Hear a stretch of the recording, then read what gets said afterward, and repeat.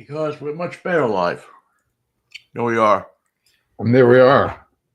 What's the Good morning, opposite of Vinnie. live, Ed? Yeah. It's a freaky Fractious Friday. He's New York Vinnie. I'm Michael Knight. Did I tell you it was Friday? I just want to reemphasize that. Get that Friday vibe going. Get the weekend, kick the gate open to the weekend and begin the festivities. It doesn't kind of, it's funny because when you get older, you're kind of semi-retired and stuff. It doesn't feel the same as it does, when we were a certain age. You'd look toward Friday as, let's go, The end of reality, the beginning of Right. something new and exciting. Going to get into a weekend of Party. insanity and be ready for Monday. But I don't know. It doesn't have the same pull to it that it used to, because every day is Friday now. Did you get your snow for the Freaky Friday? There's no snow. It's cold enough, but it hasn't snowed as of yet. I'm on snow watch though. I'm here at the Mikey and Vinnie Weather Center. And now let me guess, you took the Subaru to Portland. No, I took the Audi. All things being equal, I said, I'll take the Audi. It's it is a more comfortable ride. It's a little luxury as opposed to the German mixture of luxury and sport. Yeah, that kind of grittiness that a Subaru has. Nothing against Subaru. I wanted to go luxury, so I went with the Audi. And if you were going to spend time on the freeway, you want to be in luxury. You want to be in comfort. I want it to be in I don't know, in something a little. And one of the things that I think about when I drive now, I never used to that much, but now I do, is if I'm getting on the highway, what's bigger? Yeah. What's and a Subaru certainly has great crash protection, but you want to have something. I think if you've got a choice, have something a little bit bigger. Just so you can, I don't know, so you can get something that has a little more protection, a little more substance to it than the Subaru. But again, the Subaru is a great car. I went with the Audi. How did the Audi like the freeway? Loved it. It's one of those cars that you set it and forget it. You hit the button and you sit back and you just keep one hand on the wheel and set the controls for the heart of Portland. Yep. Say, Portland, here we come. And that's exactly what we do. We go, Portland, here we come. And boom. It was a wet part of the way, dry part of the way. It was a freaky weather day. So it was good. Have you got your Springsteen tickets yet? No, but it's going to be quite a tour. And I didn't hear the details. I assume he's taking the E Street Band. Yes, he is taking the E Street Band. Because the mood he's in, he's going to be putting on some classic shows. Yeah, I mean, he always puts on classic shows. It's hard not to imagine that he does. I mean, I've seen, I can't even count the number of shows I've seen. I've never seen him put on a bad show. I've seen it. I've seen a couple of shows at the end of the tour that were, you could tell he was tired. He wasn't jumping around as he always does. But I just, I'm probably going to wind up going, but I can't. It's impossible for my budget right now to afford it. At what tickets cost, and with what's the round figure for a good seat? Dynamic seating pricing. You get a decent seat. It's going to cost you $400, $500, $600. And for two tickets, that's $1,200.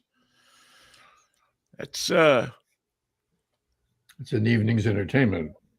Well, it's a little rich for my blood right now, So we'll have to search the aftermarket and put ourselves at the mercy of people. I wound up last year, or I guess it was 2 years ago, when I went up to Vancouver to see him on the closing day of his tour. That was just before Christmas, or just before Thanksgiving, actually. It was actually Thanksgiving week. Just kind of, I wound up getting a couple of tickets. I think they were $300 a piece, and they were good seats. So you wait it out. You see somebody will come along that either doesn't, can't go to the show or something like that, and seats will come up. I hope, and if not, he's not coming to Seattle. He's going to Portland, and then there's going to be another leg of the trip after that, of the tour. After that, this is like the first group of tickets of shows. He's going to be in Pittsburgh in April, I guess, and I guess I wouldn't mind seeing a show in Pittsburgh. So that'd be kind of fun. So I'm sure I'll wind up going to a show. I just I'm not going to get into the fray of bidding for tickets. Well, on another matter that is related, you don't have to figure out the tariffs anymore to figure out what that car is going to cost you. After all the hue and cry of the taxes that were put upon the entire international trade agreements from here to there and back again, confusing Americans, confusing our friends, confusing the Canadians, destroying the pricing of new American cars. All that's been tossed into a handbasket now, or as they say, tossed into a cocked hat. As the Supreme Court says, those tariffs were illegal. Forget them, but roll them back, stop them. Impossible. Turn it off. And that's good news, except what are we going to do about the people who's paid those tariffs? Well, for today, they're stopped. The Trump was quoted in the Times this morning as saying that he'll find a way to reinstall the tariffs, reinstitute the tariffs. So I have no doubt in my mind that he's going to figure some kind of subterfuge out, or some way to get them done, and they'll go back to the Supreme Court and reinstitute them. I don't know. I mean, do you see them giving people refunds on the tariffs? I don't. I think they owe them the tariff. That's implied in this decision. And the interesting thing about it is they rely on the language in the Constitution that says only Congress can institute a tax. So he can try to figure out a way, but the problem is the means by which he put his tariffs into place and into action is a violation of the rule that only Congress can institute a tax. So however he twists his little scheme and justifies it for himself and for his supporters, it's still not going to meet the challenge of the language in the law, which says only Congress can do it. And of course, Congress is in a position where it can't do anything. The Democrats don't have the votes, and the Republicans don't have the will. So the combination is perfect for a dictator, a tyrant, a man of dark motivations like Trump.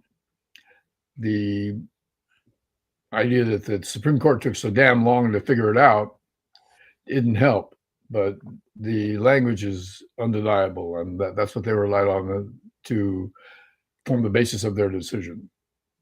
Well, it's nice that they finally figured that out. The harm that's been done to this country through these tariffs to our businesses is I don't know how you fix that. The idea that China has jumped into our place, our stead in many places, and said, "Well, we'll do business with you. We'll be more than happy to do business with you." Starting with our new electric cars. Here, get behind the wheel. Starting with our cars. We'll send you Go for a test cars over to drive. Canada, and you'll love them. And you can send us some technology, and so the irreparable harm that's been done to our trade. Now, I know the stock market was up this morning. I don't know how far it was up. So Wall Street is reacting good to it. But again, I don't know what his it's really kind of hard to even figure out what the hell. Oh, now the Dow, let's see. Dow is down 7 points, not dollars, but 7 points. Christy Nome, you freaking idiot. Apple is up, and the Standard & Poor's is up 24 points. So,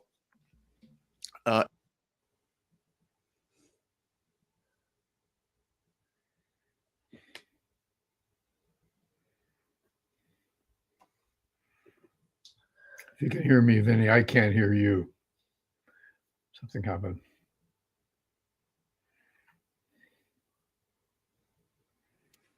at this moment, there you go. I hear you now. Yeah. At this moment, there is Trump is addressing the media, which ought to be a shit show in itself. He's been so lame in his comments lately that it's hard to keep him on message. He doesn't know what he's talking about half the time. Well, and really the reality is, when's the time he has been on message. They can't keep him on message. They couldn't keep him on message in the first term. What makes them think they're going to keep him on message in the second term? But he doesn't need to be on message, because he doesn't do what his message is. He does completely and totally different things. So I don't know, I don't know different things that he's saying he's going to do, or different things that there's no stability. And that I would think in business hurts this country more than anything else. It's not just that he's putting the tariffs on, but that that the whole issue, the whole thing is so unstable. The whole environment is chaotic. Doesn't make sense. He did something earlier this week that we didn't talk about, and that is, I think, going to cause irreparable harm to this country and to the world and to the planet. And, he virtually told automakers, forget all that stuff about pollution and air pumps and catalytic converters, and just forget about all of that. And if you're a coal burning plant, fire it up, man. Dig more coal out of the ground. The day that he was giving the Friend of Coal award by the coal industry, ordered the Pentagon to use coal producing energy sources as their source for energy. So in not too long of a time, you'll see stacks with coal burning, and it's so odd, because we used to see the pictures of Pittsburgh and how dank it was and dark it was. And then when we cleaned up our act, we would see the pictures of China. And now China has stricter environmental regulations than we do. They are the country that is pushing clean air, clean water, electric cars, atomic energy. I mean, they still have a large number of coal-fired plants, don't get me wrong, but they are trying to make the transition from coal to wind and to more economic and more cleaner, greener forms of energy. And we're throwing it all out. We're the ones that set the damn pace for it. We're the ones that brought upon the world the idea of clean energy. Well, one aspect of that, the measures in place to ensure the clean energy is for the future, is here in California, where you can't sell a car unless it meets certain standards. And if you want to be part of the California car market, you will manufacture your cars to our standards, our state standards, or you won't sell them here at all. You can just take your Cadillacs and try and sell them all in Illinois. Take your Cadillacs and see how many you can sell in Wyoming. Get back to me on that. But you can't sell them in California unless you meet our standards. And we're not willing to go Trump style and have coal burning Chevrolets. Not going to happen.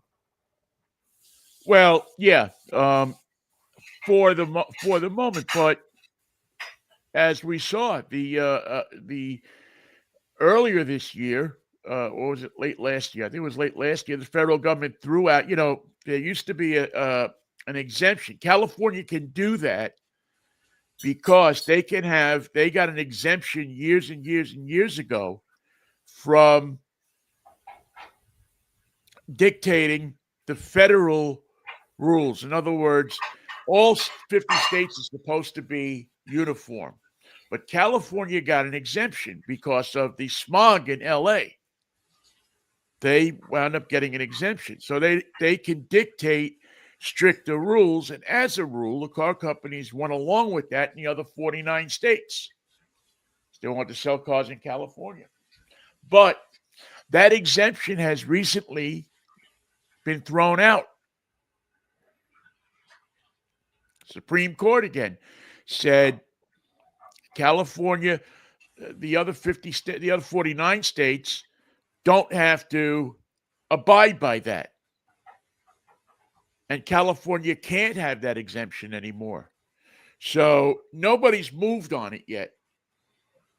But at some point, somebody is going to say, well, we don't have to build a car that runs clean. Now, the car enthusiasts, they're all thinking that the smog stations are going to disappear. You're not going to have to get your car smogged anymore, or you're not going to have to, get the pollution control stuff in a car anymore. I don't think that's going to happen. But I do think that something along the lines of trashing some of these environmental things will happen, and California will have their hands tied. Now, I'm sure that I haven't spoken to a lawyer, so I don't know, and I'm not a lawyer, obviously. There are ways. California is preparing some kind of legal thing to go up against that, an appeal to that particular ruling. But for the time being, as I said, nobody's making any quick moves here, because what's going to happen is Trump's going to get voted out of office, or you're going to have a Democratic Congress, and all these rules will be put back in. So nobody's quite moving quickly yet. But if by chance, and this is something for people to think about, if by chance people vote the Republicans back in, this stuff will go away. It'll be codified. It'll be gone. And then it'll be years before you're able to put this stuff back in. Because then the car makers will go, well, we got at least, we'll have 2 more years here and 4 more. Don't forget that the cycle to build a car, you're looking at what you're going to do today is going to affect 5 years down the road of what you're going to see in showrooms.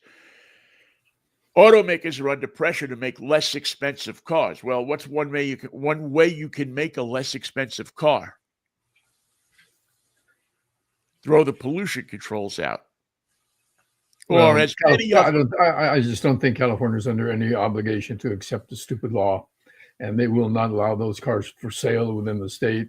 And the auto industry can go fuck itself, and we'll sell Chinese cars here.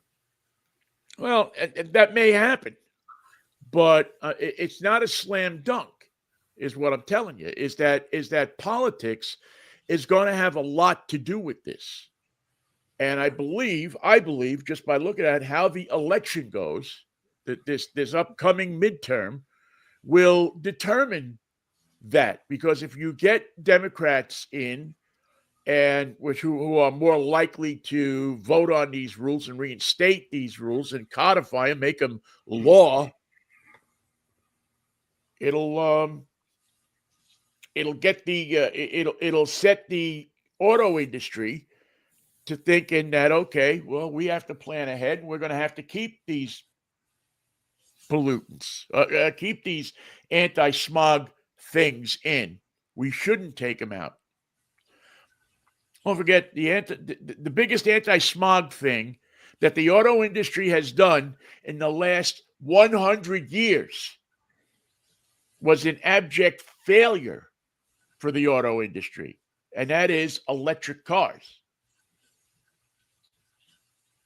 So and again, it goes to what I said before, Michael. If you have this kind of instability in business, and I'm sure it's not just cars, it's other businesses too. If you throw all of these rules out, which have been there for so long, which have proven to cut down greenhouse gases, which has proven to cut down water pollution, which has proven to cut down all of the things that in 1960, in the 60s, were killing us. I mean, this guy has virtually allowed a death warrant for this country and the world by saying, go ahead, pollute the water, go ahead, drill for more oil in places, pollute the water, do all of this crazy stuff. Saying that the concept of dirty air is a hoax anyway. It's just a hoax. We've fallen for a sack of jive, and there's no such thing as air pollution. Donald Trump will figure it out for you. Dr. Trump has got it all. That Pittsburgh, the smog thing that killed, I don't know, what was it, 10 people or 12 people in Donora, Pennsylvania in the 50s? The smog that hung over Pittsburgh in the 60s, in the 70s, that's a hoax. That didn't happen. You need to have that. You need to dump chemicals into the Allegheny River. Salt Lake City. You got three rivers to choose from. You dump it in this river today, dump it in the second river tomorrow, and then on Friday you got a third river that you can pollute. And you can rotate them. No one's going to complain or notice, or there'll be no downside to your level of pollution. Go ahead. Yeah, it's insane. And I don't know. I mean, do people... I lost a lot of faith in this country, and I will be very honest with you. The pandemic made me lose a lot of faith in this country because I always thought deep in my heart that people would ultimately put saving lives over money. The fact or their belief in a single maniac leader. Yeah, that people would say it is more important to save people's lives, to give people a safe environment, than it is to make money. But COVID blew that all out of the water. When a leader didn't want to admit to it, when people wouldn't wear masks, when people wouldn't take the vaccine or be tested so that there would be a safer environment, when you had the means to not have as many people die as died during COVID, you had the ability to do something about that.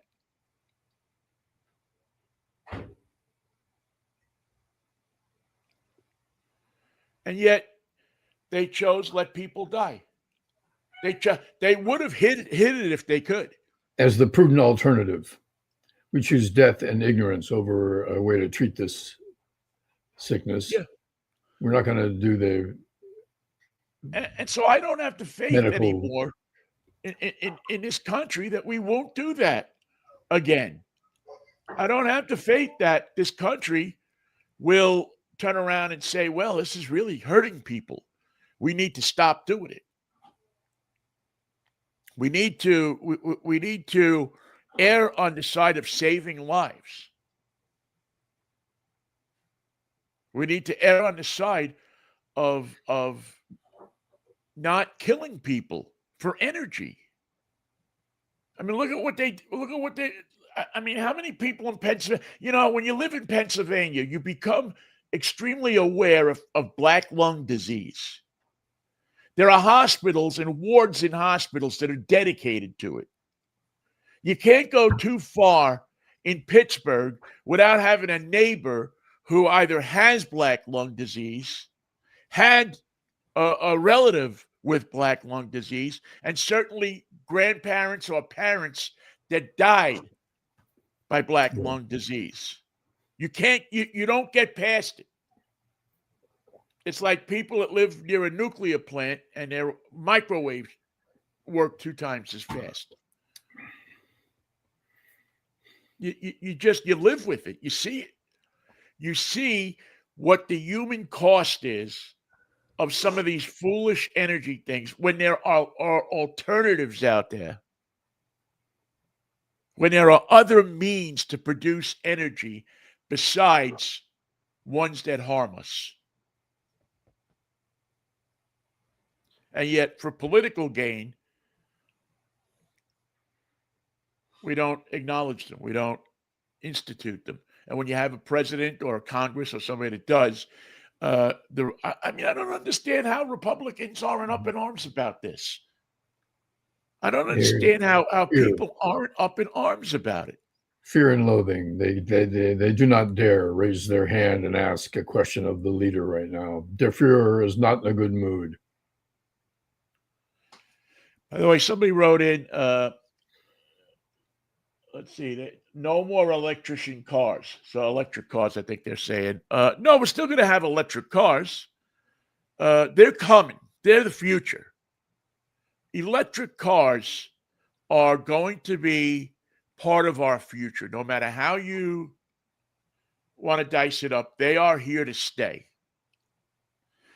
What has hurt the electric car, I believe, more than anything right now, is the political environment. The president who has said that they are a hoax. At the same time, that his buddy was at the White House saying he would buy an electric car. By the way, I don't know that he ever bought one. So you have an idiot running the country that speaks out of both sides of his mouth. And that's where we're at. And on top of it, we're blockading Cuba. Well, get ready, Cuba. They got plans for you. I don't know if they're going to do Iran first.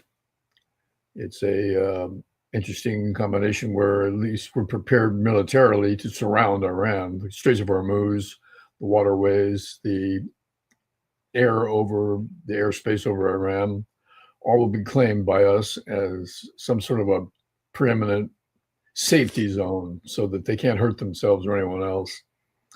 And the U.S. Army is going along with it, accepting this as normal procedure. It's their chance to invade a country. These are officers and leaders and generals who haven't had their war yet. This is their chance for a war. Nice long 10-year involvement, invasion, regime change, putting in bases, flooding the zone with troops on the ground, controlling the air, killing the leaders.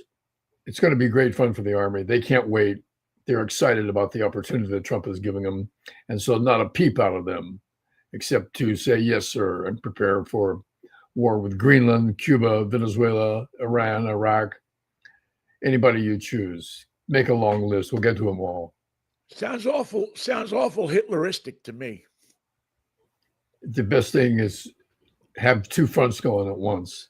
That's a certain way to fail in your efforts, and that's what they have planned.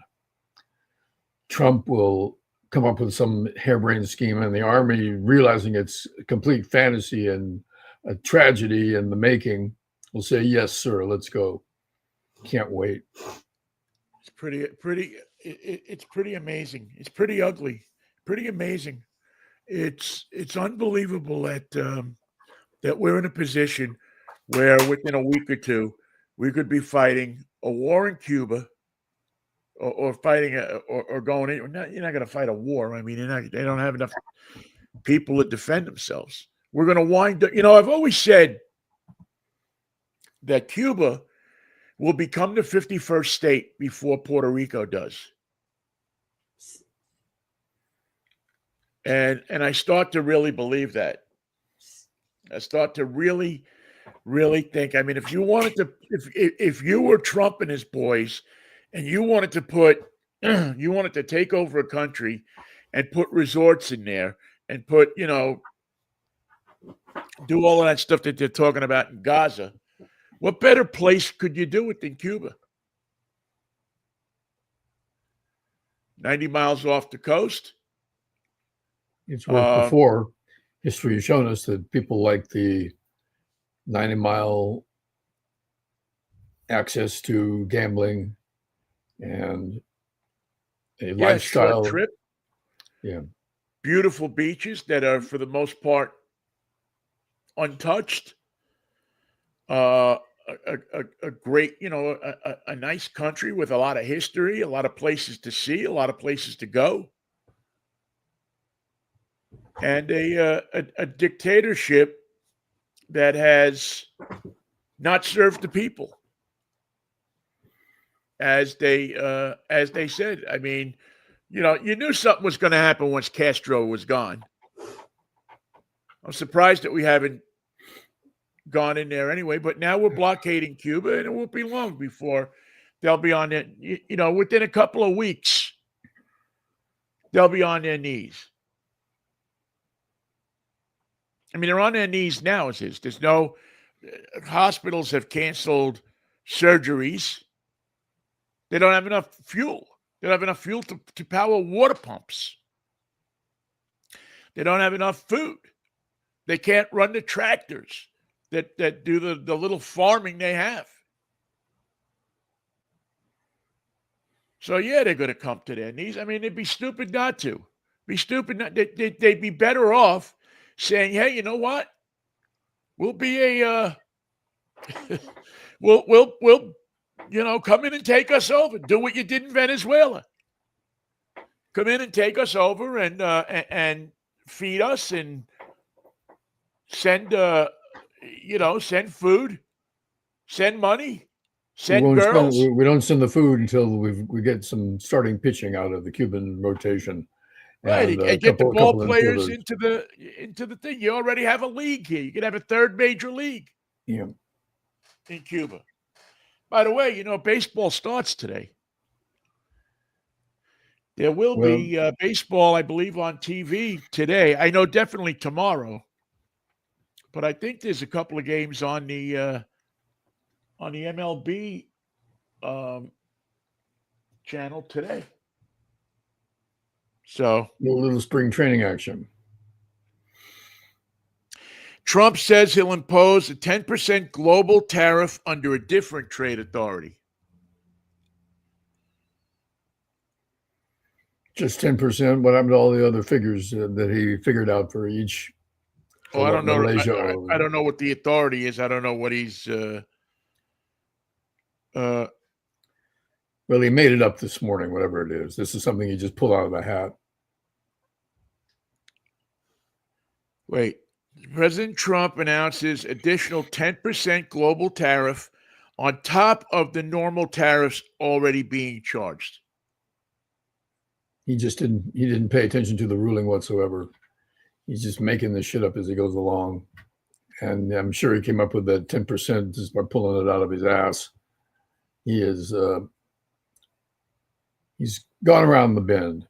He's gone around the bend, ladies and gentlemen. There's got to be some way to slow down this mania, because he couldn't institute the first tariff. Now he's putting 10% on top of it, completely disregarding the fact that it just got shut down, that tariff that he's adding the 10% to doesn't exist anymore.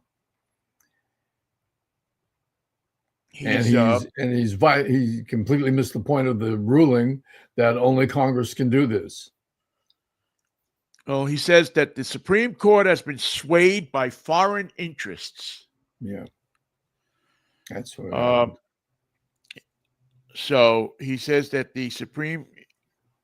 So whether it's through fear or respect or friendships, I don't know. But I know that some of the people that were involved on the other side, and I don't like them, I think they're real slime balls. So he's in essence calling the Supreme Court that he put together had a large part in forming slime balls. Yeah. Could you imagine any president calling the Supreme Court slime balls? Well, they have more work to do, and it's not going to be good for him.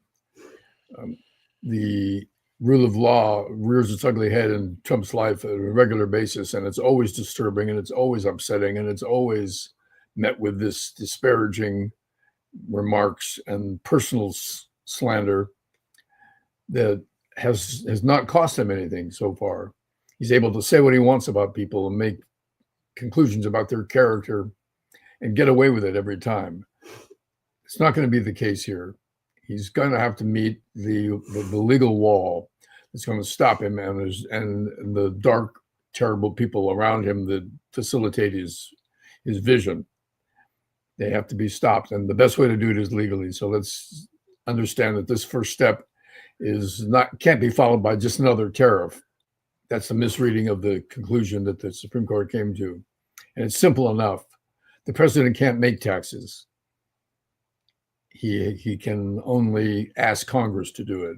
And Trump won't ask Congress to do anything because this is his will. This is the end product, the resource of his great financial economic mind. The tariffs are going to be the solution to everything, where in fact they are the basis for the chaos, so that no one anywhere in the world understands what they owe us or what their goods are going to cost. And now 10% on top of that. On top of what? Well, if it's been shut down, there's no 10% on top of anything. It's 10% from the beginning.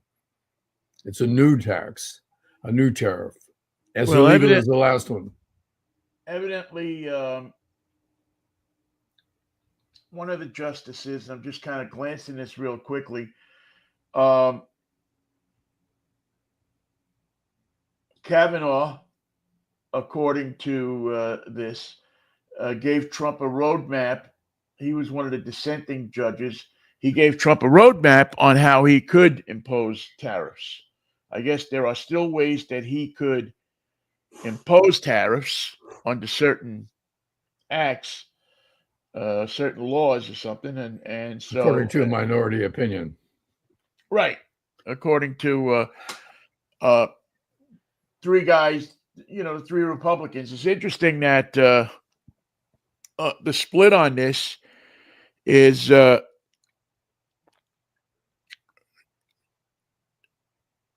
was a 6-3 decision. Thomas, Alito.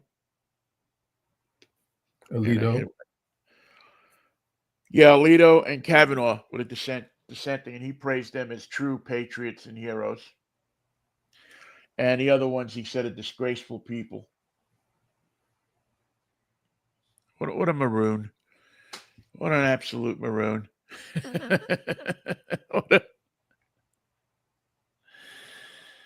He's like a little kid. He's a joke. He doesn't get his way. He's like a little kid. Well, you're just that. You said your mother. Your mother. Why don't you just stand up there and say your mother? It is a joke, and it's really again, if you're running a car company right now, how the hell do you know what to do? If you're running any business that a small business that imports stuff from China or anywhere, how do Yeah. you know what to do? How do you know what to charge for things that you're importing? How do you know if you're going to get a tariff? How do you know if you're going to get your money back? If you're not going to get your money back? And I mean, he's running this country the voice of like he authority ran that his should office. give you guidance is Trump's, which gives guidance to no one. It just magnifies the chaos and the ignorance and the willingness to just make up a story on the spot. Well, It's hopefully people will. painful to watch. Yeah, hopefully people will see this and understand it and do something about it. I mean, that's what has to happen is that people have to get sick of this stuff. I mean, I thought they were sick of it after the first term. I thought they were sick of the instability and the lies that led to uh, an epidemic that was probably made much worse than it should have been.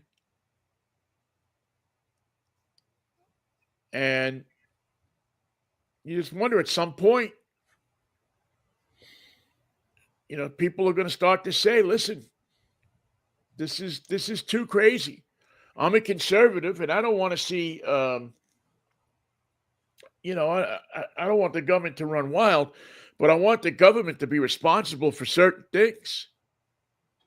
And this government's not responsible for anything. It It's doesn't never their take fault. It's never, responsibility. and they never accept responsibility for anything except for the success that they invent and the end result, which they lie about. But Vinny, it's Friday. I wonder what you're driving this week. Oh well, I'm driving that Audi Q5, which is a fun little. Like I said, I took it down to Portland yesterday and back, and it was a great little ride. Quattro, all-wheel drive, grips the road perfect in wet weather, snow, whatever I encountered on the way down. Comfortable. I am a little upset that it doesn't have the massaging seats, but when you put it into you put it into that sport drive, the suspension adjusts and the whole car just sits down and grips the road. Then if you're going to go a little bit off road, if you're going to go up to the woods, it lifts up and the suspension goes up, so you have enough clearance. But a very comfortable car, very easy car to drive. You were in Portland because of the car show? For the Portland Portland Auto Show. That was yesterday. And then tomorrow, we're going to have a gentleman on from Honda going to tell us what they're up to. Honda has had a little bit of trouble selling cars lately for some reason. They were a big sponsor for the Olympics this year. Yeah. I don't know why, because they have some great product. And they've been getting I don't understand what's going on with Honda as far as why. How are the reviews? Are their cars being met well with? Well, no. To see I mean, the new Prelude has not been met well, and I think it's a product much more of this. I got to get clicks on YouTube. So I'm not going to say anything good about a car. I'm going to say all the bad stuff that I can find about the car, and I'm going to magnify it. And I'm going to, I'm going to destroy it. I mean, I think the Honda Prelude, now I haven't driven one yet, so I'm coming at this from just purely a looking but I think it's a good solid car, and a car that people liked. People loved when it was out the last time. They brought it back. It's supposed to be a very good handling car. Have a good engine. I mean, Honda's a great car. I mean, ask anybody that owns one of their HRVs or the other larger SUV. Known for its dependability and well made and long lasting. They make great pickup trucks. Their pickup trucks are smaller and they're car like. Yet they have a pickup bed on it. It's a great truck. And I just don't know why. Their SUVs are the Pilot. Those are solid SUVs, man. I mean, if you're going to go out and it's interesting. The one thing I notice about Hondas, we'll talk more about this tomorrow, is the tech on Hondas is there, but they have found ways to I think, simplify it so that it's not as insane as, like, you get into the Audi, you need a lesson in the computer to drive that thing. But once you get it, you'll get it. But you need a little while. The Hondas, you get in and you go boop, boop, boop, and go. And the market is crowded and it's difficult to get your message out. Well, yeah, it's part of it. I mean, some of it is that, listen, the Koreans have really, Hyundai and Kia have really come up with a great product.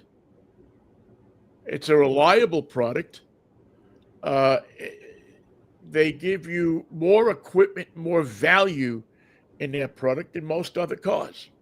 And I think that they've cut into Honda considerably.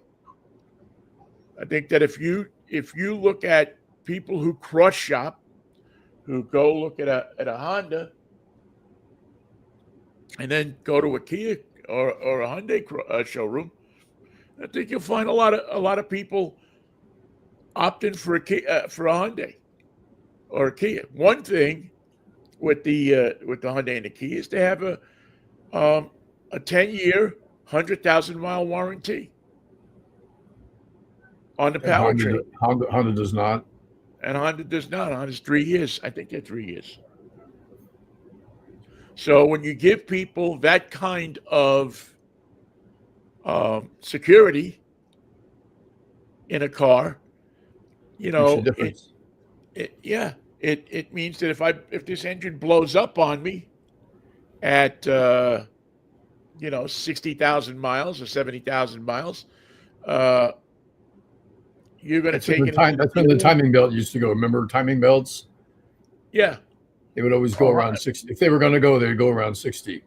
Yeah, and Honda was famous for blowing timing belts, but it was an easy fix. And they, I forget, was it that they used plastic instead of? There was something with Hondas that they used a plastic timing belt, I think, instead of a rubber timing belt, or they used rubber and it stretched out. It was something like that. I mean, so long ago that I've kind of forgotten. But again, you're dealing with a company, that in Hyundai and Kia that give you this long warranty. And if you're buying a car, let's face it, you see that warranty, it figures into it. Sure it does. It makes you think about that car. It makes you think, well, do I want to get something that's that I have some insurance, if you will, that the car's going to be better, that the car's going to be good, that if something goes wrong with the car, that they're going to fix it. And 10 years, 100,000 miles is the most substantial warranty in the business. So, Vinnie, we'll see you tomorrow at 11 o'clock. What do you say? I will be here tomorrow at 11 o'clock and watch some baseball today, Michael. Good idea. That's good for the soul. Get you understanding the pace once again. No Yes, more football. The football pace put aside and embrace the baseball pace. it boils things down to a nice slower pace. And by the way, I see that Rafael Devers is having a good spring training camp so far. He's getting along with his teammates.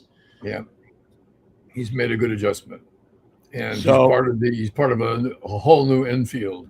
In the last 3 years, the Giants have completely remade their infield: third, short, second, and first, all new guys. Not the catchers, not the pitchers, but the position players are all new faces, and I trust that we're going to be able to put together some wins, be a steady team, contribute to the mania of Dodger baseball running the entire National League West. Of course, it's true at this point, but it doesn't mean it'll stay that way. Wait till injuries rear their heads, let baseball shake out, the teams put together their best lineups. Let's see some baseball. Let's see some winning. Let's see some Giants hit the damn ball. There's no other way. If you can't hit the ball, you can't win. I've studied the game, Vinnie, and I asked you last year if there was a way to win without scoring runs, because the Giants were trying it last year. The Mets tried it a couple times too, and there's no way. It doesn't work. You can't do it. You have to score. You have to score runs, and you have to score more runs than the other guy does. That's an important point, because the Giants sometimes would just score one run and hope that would stand. And if you don't do that, you're in trouble. It's a proven fact. You can look it up. You could look it up. You can look it up. All right. I'll see you on Monday if the Lord's willing, the creek don't rise. Have a good weekend, man. Have a good show. All right, Mikey. Take care of yourself. Peace, love, and Manischewitz, baby. A lot of wine, baby. What a wine. All right, Mikey. Take care. Thank you all for listening, too. Have a good one.